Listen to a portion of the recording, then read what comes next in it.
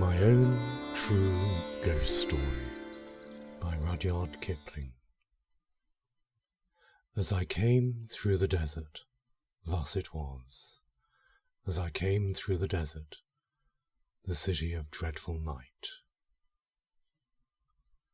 Somewhere in the other world, where there are books and pictures and plays and shop windows to look at, and thousands of men who spend their lives in building up all four, lives a gentleman who writes real stories about the real insides of people, and his name is Mr. Walter Besant.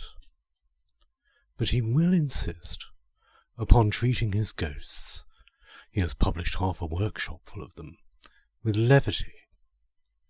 He makes his ghost-seers talk familiarly, and in some cases flirt outrageously with the phantoms. You may treat anything, from a viceroy to a vernacular paper, with levity, but you must behave reverently towards a ghost, and particularly an Indian one. There are, in this land, ghosts who take the form of fat, cold pobby corpses, and hide in trees near the roadside till a traveller passes. Then they drop upon his neck and remain. There are also terrible ghosts of women who have died in childbed. These wander along the pathways at dusk, or hide in the crops near a village and call seductively. But to answer their call is death, in this world and the next. Their feet are turned backward, that all sober men may recognize them. There are ghosts of little children who have been thrown into wells. These haunt well curbs and the fringes of jungles, and wail under the stars, or catch women by the wrist, and beg to be taken up and carried. These and the corpse ghosts, however, are only vernacular articles and do not attack sahibs. No native ghost has yet been authentically reported to have frightened an Englishman, but many English ghosts have scared the life out of both white and black. Nearly every other station owns a ghost. There are said to be two at Simla, not counting the woman who blows the bellows at Sairi Duck Bungalow on the old road. Missouri has a house haunted of a very lively thing. A white lady is supposed to do night watchman round a house in Lahore. Dalhousie says that one of her houses repeats on autumn evenings all the incidents of a horrible horse and precipice accident. Marie has a very merry ghost, and, now that she has been swept by cholera, will have room for a sorrowful one. There are officers' quarters in Myanmar whose doors open without reason, and whose furniture is guaranteed to creak, not with the heat of June, but with the weight of invisibles who come to lounge in the chairs. Peshawar possesses houses that none will willingly rent, and there is something, not fever, wrong with a big bungalow in Allahabad. The older provinces simply bristle with haunted houses and march phantom armies along their main thoroughfares. Some of the dak bungalows on the Grand Trunk Road have handy little cemeteries in their compound, witnesses to the changes and chances of this mortal life in the days when men drove from Calcutta to the northwest. These bungalows are objectionable places to put up in. They are generally very old, always dirty, while the khansamah is as ancient as the bungalow. He either chatters senilely or falls into the long trances of age. In both moods he is useless. If you get angry with him, he refers to some sahib dead and buried these 30 years, and says that when he was in that sahib's service, not a khansamah in the province could touch him. Then he jabbers and mows and trembles and fidgets among the dishes, and you repent of your irritation. In these duck bungalows, ghosts are most likely to be found, and when found, they should be made a note of. Not long ago, it was my business to live in duck bungalows. I never inhabited the same house for 3 nights running, and grew to be learned in the breed. I lived in government-built ones, with red brick walls and rail ceilings, an inventory of the furniture posted in every room, and an excited snake at the threshold to give welcome. I lived in converted ones, old houses officiating as duck bungalows, where nothing was in its proper place, and there wasn't even a fowl for dinner. I lived in second-hand palaces, where the wind blew through open-work marble tracery just as uncomfortably as through a broken pane. I lived in duck bungalows, where the last entry in the visitor's book was 15 months old, and where they slashed off the curry kid's head with a sword. It was my good luck to meet all sorts of men, from sober travelling missionaries and deserters flying from British regiments, to drunken loafers who threw whisky bottles at all who passed, and my still greater good fortune just to escape a maternity case. Seeing that a fair proportion of the tragedy of our lives out here acted itself in duck bungalows, I wondered that I had met no ghosts. A ghost that would voluntarily hang about a duck bungalow would be mad, of course, but so many men have died mad in duck bungalows that there must be a fair percentage of lunatic ghosts. In due time, I found my ghost, or ghosts rather, for there were 2 of them. Up till that hour, I had sympathized with Mr. Besant's method of handling them, as shown in the strange case of Mr. Lucroft and other stories. I am now in the opposition. We will call the bungalow Katmal Duck Bungalow, but that was the smallest part of the horror. A man with a sensitive hide has no right to sleep in duck bungalows. He should marry. Katmal Duck Bungalow was old and rotten and unrepaired. The floor was of worn brick, the walls were filthy, and the windows were nearly black with grime. It stood on a bypath, largely used by native sub-deputy assistants of all kinds, from finance to forests, but real sahibs were rare. The consummar, who was nearly bent double with old age, said so. When I arrived, there was a fitful, undecided rain on the face of the land, accompanied by a restless wind, and every gust made a noise like the rattling of dry bones in the stiff toddy palms outside. The consummar completely lost his head on my arrival. He had served a sahib once. Did I know the sahib? He gave me the name of a well-known man who has been buried for more than a quarter of a century, and showed me an ancient daguerreotype of that man in his prehistoric youth. I had seen a steel engraving of him at the head of a double volume of memoirs a month before, and I felt ancient beyond telling. The day shut in, and the consummar went to get me food. He did not go through the pretence of calling it kana, man's victuals. He said ratub, and that means, among other things, grub, dog's rations. There was no insult in his choice of the term. He had forgotten the other word, I suppose. While he was cutting up the dead bodies of animals, I settled myself down after exploring the duck bungalow. There were 3 rooms, beside my own, which was a corner kennel, each giving into the other through dingy white doors fastened with long iron bars.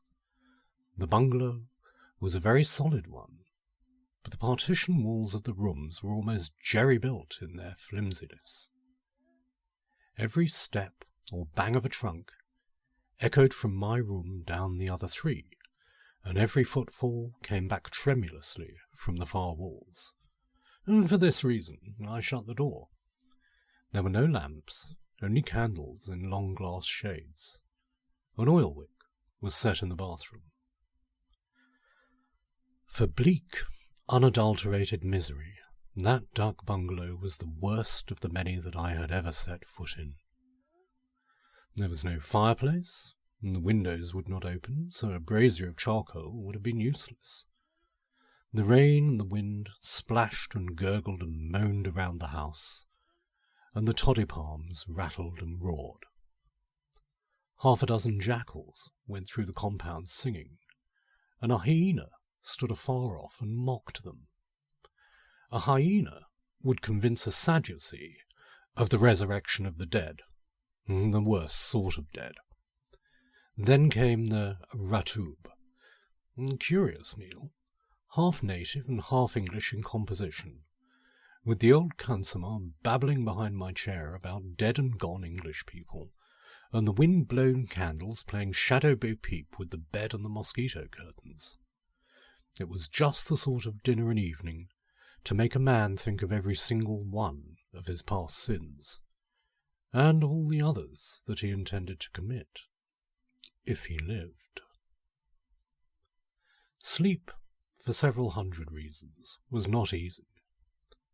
The lamp in the bathroom threw the most absurd shadows into the room, and the wind was beginning to talk nonsense. Just when the reasons were drowsy with blood-sucking, I heard the regular "let us take and heave him over" grunt of dooley-bearers in the compound. First one dooley came in, then a second, and then a third. I heard the doolies dumped on the ground, and the shutter in front of my door shook. "That's someone trying to come in," I said. But no one spoke, and I persuaded myself that it was the gusty wind. The shutter of the room next to mine was attacked, flung back, and the inner door opened. "That's some sub-deputy assistant," I said, "and he has brought his friends with him. Now they'll talk and spit and smoke for an hour." But there were no voices and no footsteps. No one was putting his luggage into the next room. The door shut, and I thanked Providence that I was to be left in peace. But I was curious to know where the doolies had gone. I got out of bed and looked into the darkness.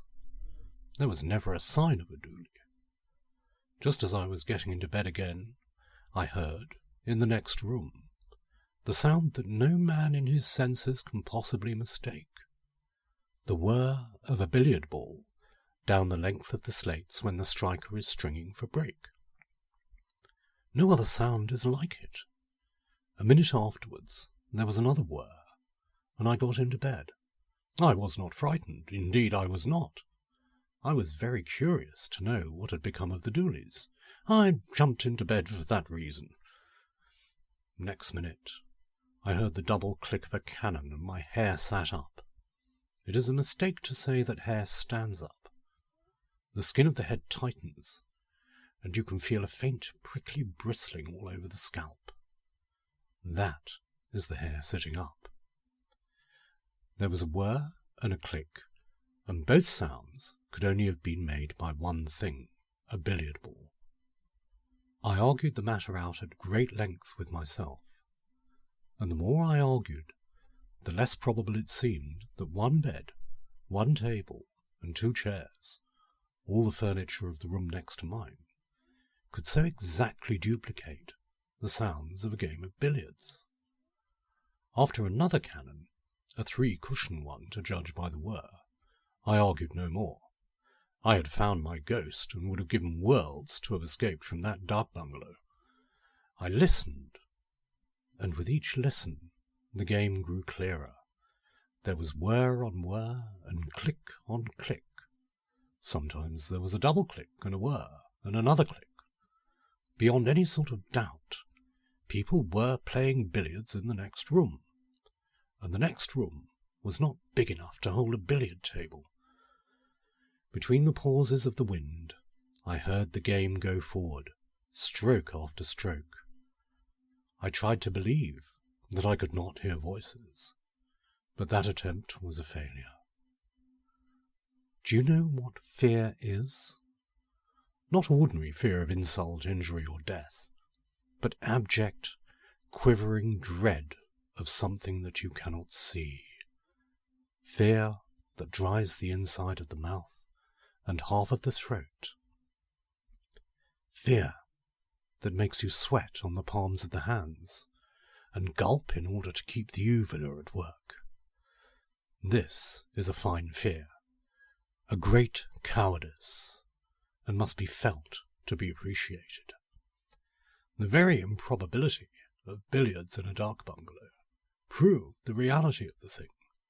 No man, drunk or sober, could imagine a game at billiards or invent the splitting crack of a screw cannon. A severe course of dark bungalows has this disadvantage. It breeds infinite credulity. If a man said to a confirmed dark bungalow haunter, "There's a corpse in the next room, and there's a mad girl in the next but one, and the woman and man on that camel have just eloped from a place 60 miles away," the hearer would not disbelieve, because he would know that nothing is too wild, grotesque, or horrible to happen in a dark bungalow. This credulity unfortunately extends to ghosts. A rational person, fresh from his own house, would have turned on his side and slept. I did not. So surely as I was given up as a bad carcass by the scores of things in the bed because the bulk of my blood was in my heart, so surely did I hear every stroke of a long game at billiards played in the echoing room behind the iron-barred door. My dominant fear was that the players might want a marker. It was an absurd fear, because creatures who could play in the dark would be above such superfluities. I only knew that that was my terror, and it was real. After a long, long while, the game stopped, and the door banged. I slept because I was dead tired. Otherwise I should have preferred to have kept awake. Not for everything in Asia would I have dropped the door bar and peered into the dark of the next room.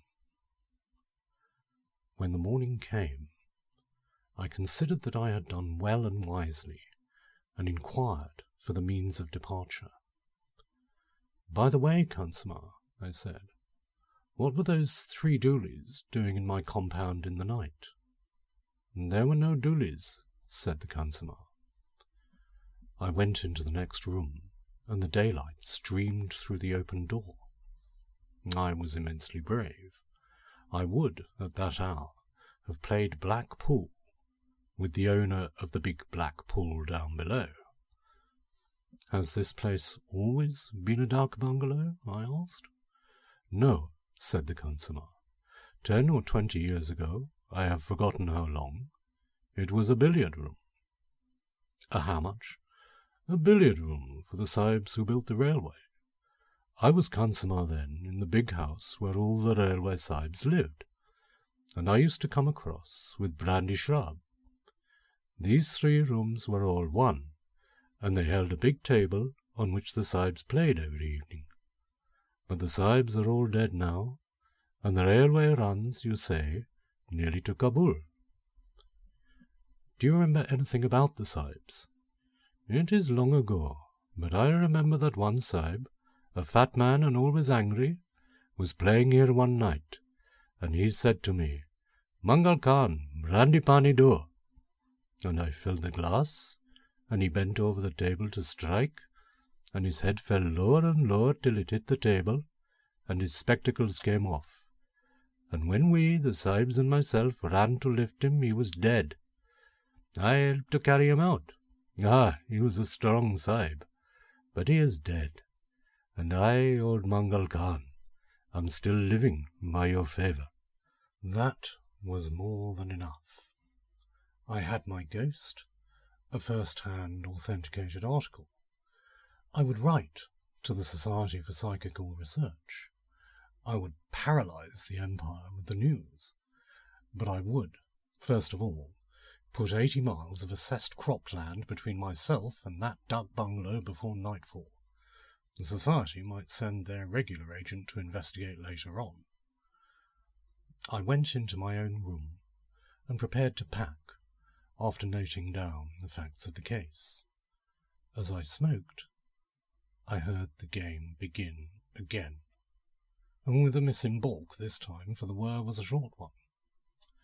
The door was open, and I could see into the room. Click, click. That was a cannon. I entered the room without fear, for there was sunlight within and a fresh breeze without.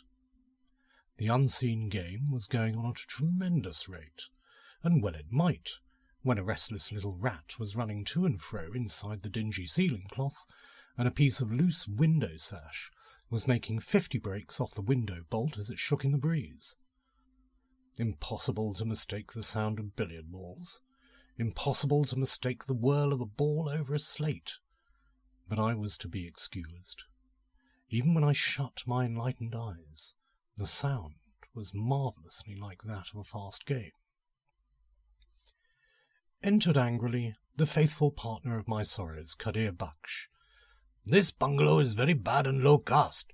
No wonder the presence was disturbed and is speckled.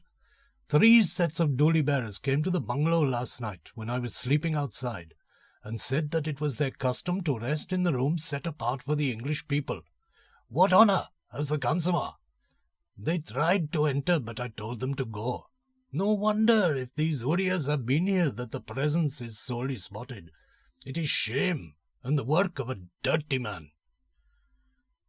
Kadir Baksh did not say that he had taken from each gang 2 annas for rent in advance, and then, beyond my earshot, had beaten them with the big green umbrella whose use I could never before divine. But Kadir Baksh has no notions of morality. There was an interview with the consummate, but as he promptly lost his head, wrath gave place to pity, and pity led to a long conversation, in the course of which he put the fat engineer sahib's tragic death in 3 separate stations, 2 of them 50 miles away. The 3rd shift was to Calcutta, and there the sahib died while driving a dog-cart. If I had encouraged him, the consummate would have wandered all through Bengal with his corpse. I did not go away as soon as I intended. I stayed for the night, while the wind and the rat and the sash and the window bolt played a ding-dong 150 up. Then the wind ran out and the billiards stopped, and I felt that I had ruined my one genuine, hallmarked ghost story. Had I only stopped at the proper time, I could have made anything out of it. That was the bitterest thought of all.